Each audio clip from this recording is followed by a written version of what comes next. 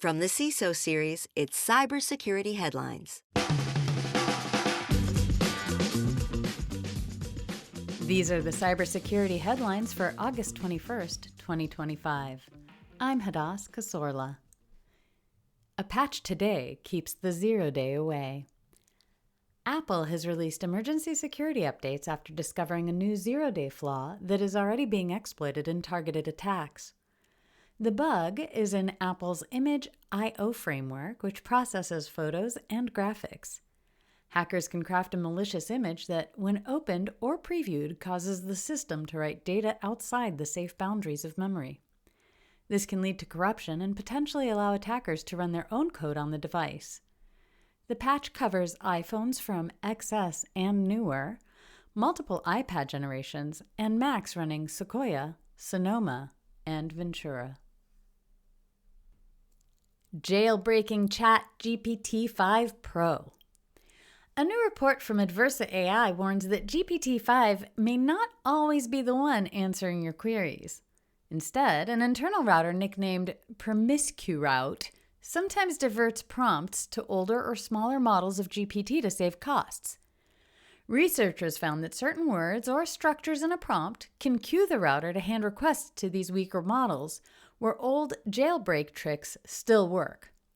That means that output GPT-5 Pro would normally refuse, like offensive slurs, malware instructions, or guides for hacking or drug making, could slip through again. The thing about vulnerabilities is that they stay vulnerable. A hacking group known as Static Tundra, tied to the Russian State Security Service Division responsible for hacking and digital espionage, is exploiting the 7-year-old Cisco Smart Install remote code execution vulnerability to break into networks around the world. The flaw affects Cisco iOS and iOS XE devices with the Smart Install feature, and despite patches being available for years, thousands of unpatched or end-of-life systems remain exposed. Investigators say the hackers are targeting telecom, higher education, and manufacturing sectors in North America, Europe, Asia, and Africa, with a special focus on Ukraine and its allies since the war began. Once inside, they harvest configuration files, alter settings to maintain backdoors, and even deploy implants like Sinful Knock for stealthy, long-term access. I'm beginning to feel like a rap bot. In Oregon, a 22-year-old was charged for building a botnet that grew large. He called it RapperBot, investigators say, and it blocked network traffic in a disruptive way. Traffic surged steady 2 terabytes wide, peaking at 6 and overwhelming the tide.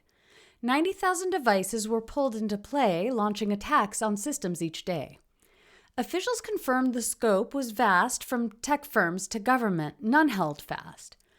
With a warrant to arrest him for his tricks, agents arrived at his house on August 6th.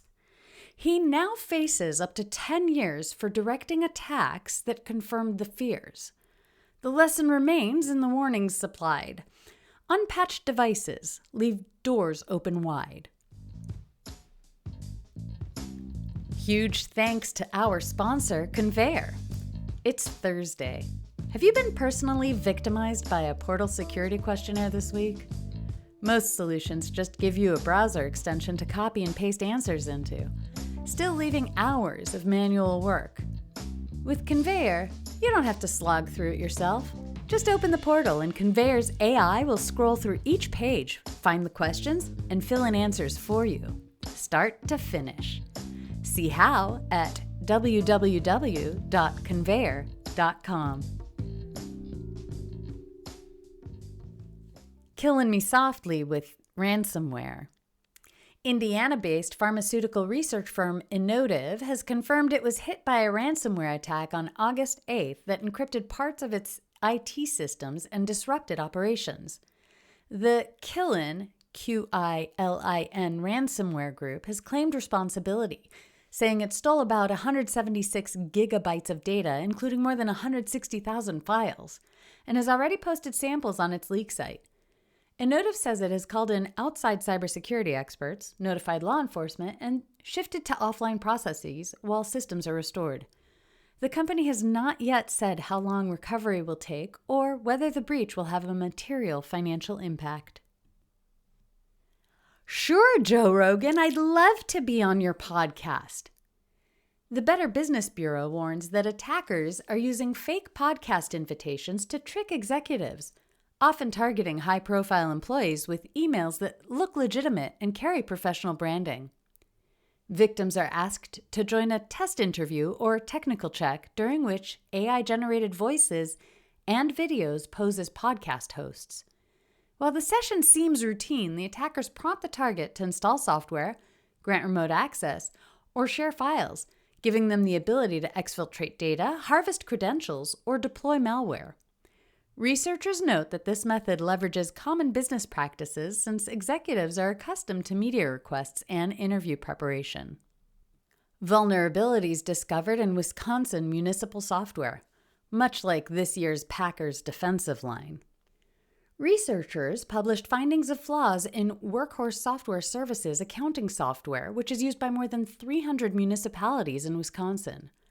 One vulnerability involves storing SQL Server credentials in a plain text file on shared network folders, while the other allows creation of unencrypted database backups directly from the login screen. These issues could let attackers access complete municipal databases containing sensitive data, such as Social Security numbers and financial records, and also tamper with audit trails and fiscal operations. Threat actors could use these weaknesses to commit identity theft, disrupt municipal functions, or manipulate financial oversight processes. This new clickjacking is so dumb. A new study shows that browser extension password managers can be tricked into giving up your logins with just one click. Security researcher Marek Toth calls it a form of clickjacking, and it's the same principle. But instead of tricking you into clicking a malicious button, your click triggers invisible login fields that have been injected into the page's DOM, or Document Object Model.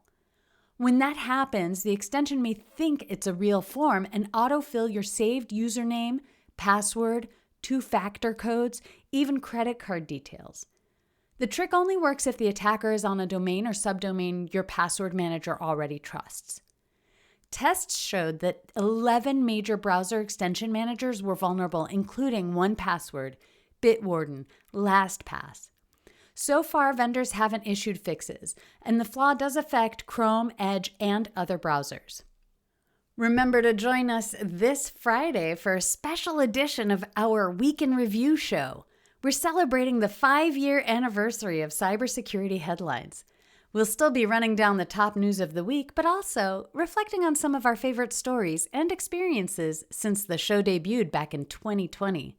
So, if you can, join our live stream on the CISO Series YouTube channel this Friday at 3:30 p.m. Eastern Time. If you have some thoughts on the news from today or about the show in general, be sure to reach out to us at feedback@cisoseries.com. We'd love to hear from you. I'm Hadass Kasorla, reporting for the CISO Series. Stay alert, stay patched, stay hydrated.